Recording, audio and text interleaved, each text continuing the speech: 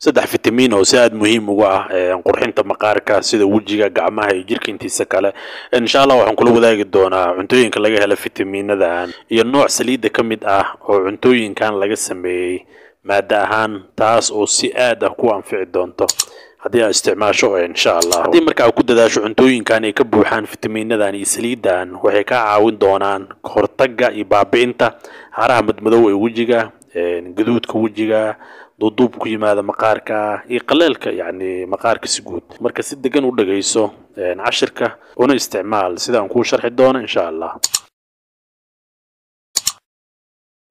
kow aan ku bilaawno fitamiinka koowaad waa vitamin C vitamin C ga ognahay wuxuu aad ugu badan yahay maqaarka qaybtan kora ama epidermis wax loo yaqaan qaybtan banaanka soo xigta ah vitamin C gana door muhiim ah wuxuu ka ciyaaraa soo saarka maadada lagu magacaabo collagen-ta saa ognahay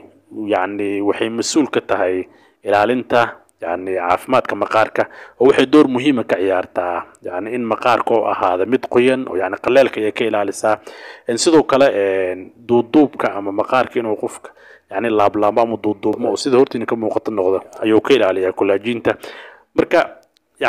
marka qofka soo dhalinyaro ah haduu isku arko in wajigiisa oo duuduubmaayo sidoo kale oo isku arka maqaarkiisa inuu qaleel noqonayo macnaheedu waxay noqon kartaa in vitamin C ga oo yar yahay ama cuntooyinka ama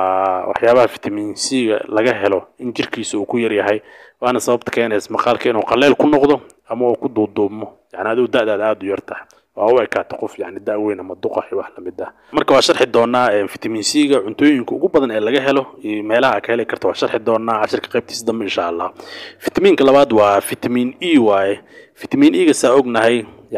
shaqooyinkiisa ugu muhiimsan waxaa ka mid ah antioxidantska inuu ka mid yahay oo ah in maqaarka oo ka ilaaliyo dhaawaca sida dhaawac ugu imaan kara qorraxda kuleelkeeda wax la mid ah inuu ka ilaaliyo marka fitamiinkan inta badan asoo saliid ah ayaa jira saliidan waxa loo yaqaanaa wheat germ oil ayaa loo yaqaanaa oo dhowr nooc waa noocyo kala duwan hadda arkaysan hortiina balse waxay ku xiran tahay marka wadanka aad joogtay nooca ka helaysa laakiin magaca waa isku mid arkaysan kaliya waxa waaye shirkadaha soo saara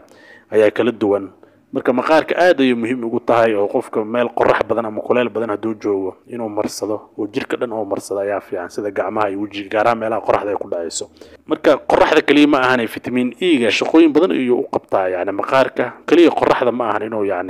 ka ilaaliyo inay dhaawac u geysato balse sidoo kale wuxuu ka hortagaa saa arkaysaan madmadow ku yimaada maqaarka gadgaduudka ku yimaada wajiga iyo jirka intiisa kale iyo duuduubka maqaarka intaba wuu ka hortagaa sida arkaysaan hortiina marka saliidan haduu qofka aad u marsado madmadowgaas inuu isku arko way adag tahay sidoo kale gadgaduudkan ku yimaada wajiga inuu isku arko way adag tahay waa saa ka baabi'inaya haduu saliid ahaan u isticmaalo sidoo kale duuduubka waxyaabahan uu ka baabi'inaya saliidan haduu qofka si aad u isticmaalo mar walba fitamiinka saddexaad waa vitamin K ga wuxuu muhiim u yahay ama jirka uu ka caawiyaa xinjirowga dhiigga ayuu ka caawiyaa sidoo kale wuxuu qayb ka qaataa bogsashada dhaawacyada sidoo kale haaraha madmadow iyo qofka meel jug iyo wax la mid markay ugu dhacda ama qalliin wax marka loo sameeyo haaraha madmadow oo meeshaas ku haro inay ka baaba'aan ayuu qayb ka qaataa fitamiinkan sidoo kale saa arkaysaan wuxuu jirka ka caawiyaa ka hortagga stretch marks wax loo yaqaano saa arkaysaan waxyaabahan jirka qofka ku sameysmo oo qofka markuu cayilo oo kale oo miisaankiisa soo dhimo kala stretch marks kan inta badan ku sameys jirkiisa ama hooyada markay uur qaado oo kale ku sameysmo oo kale fitamiinka qofka haduu jirkiisa u dhan yahay waa uu ka baabaa daawooyin ayaa jiro oo qofka isticmaal kara oo ku jiraan boomaatooyin wax la mid ah kareem ayaa jiro qofka u marsan karo balse si dabiici ah cuntooyinkan waa laga helaa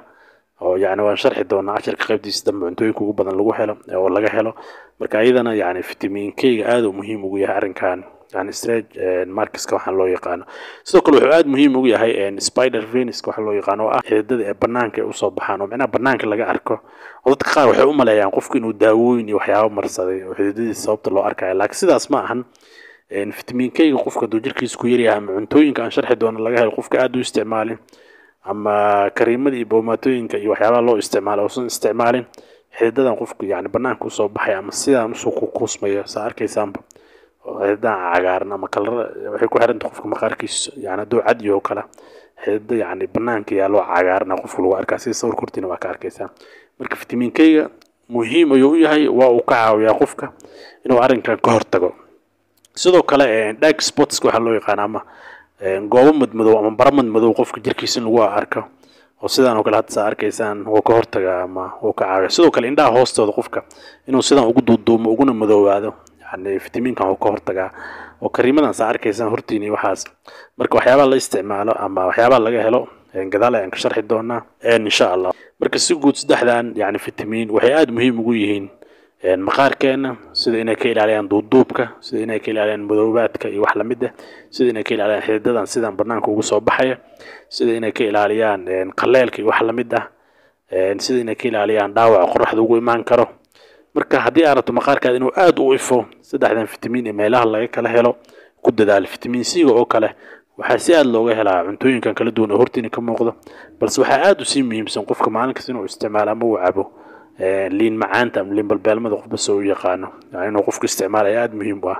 fitamiin E-gana yani oo kan labaad ah saliidan yani qofku inuu marsado ama uu soo iibsado yani oo noocan hadda aan sheegnay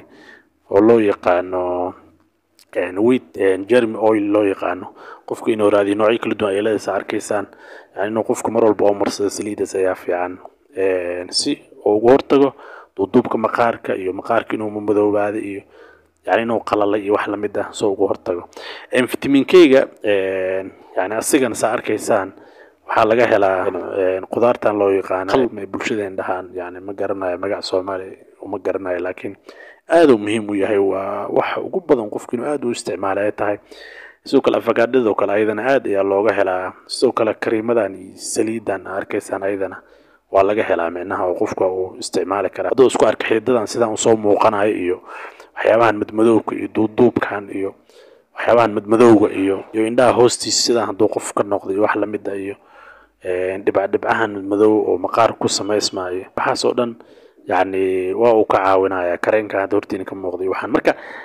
cashirka qaybtiisa hore waxaan kusoo sheegnay yani cuntooyinka marka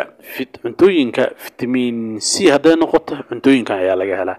fitamiin E haday noqoto saliidan mataqaan ayaa ugu muhiimsan فيتامين K هذا نقطة عنتوين كان يلاقي هلا سودو كل مرة كريمة ذا وحيابهن قفك هذه سن علدان أو قبين أو مركه مرسنا أو كم عارف مكان لكن علد مركه اعتمادي كدي قفك حقوق خصبية كريمة ذا وحيابهن إنه استعمال وحقوق خصبية هاي جارهن ما دوين كان أيا كفير نيسا وصدح ذا فيتامين E فيتامين C فيتامين K أيا كفير نيسا دي وكجران ما دوين كان يعني وباريسا دي كريم في عن أو يهاي أو يعني لا قنصين عادوا في عن oo ma aragta markaas oo kale waa iibsan kartaa marka laakiin waxaan kugu la talinaynaa marka hore inaad ka hortagtaba inay ciladahan kugu imaadaan marka oo yani waxyaabaha aan sheegnay cuntooyinka aan sheegnay si aad isliidan si aad u isticmaasho si ciladan ay kugu imaan oo aadan gaarin heer daawo ama kareem ama wax lamid ah qaadato aadan gaarin inaad ka hortagto ayaa fiican insha Allah taala ashka soo koobeena assalaamu calaykum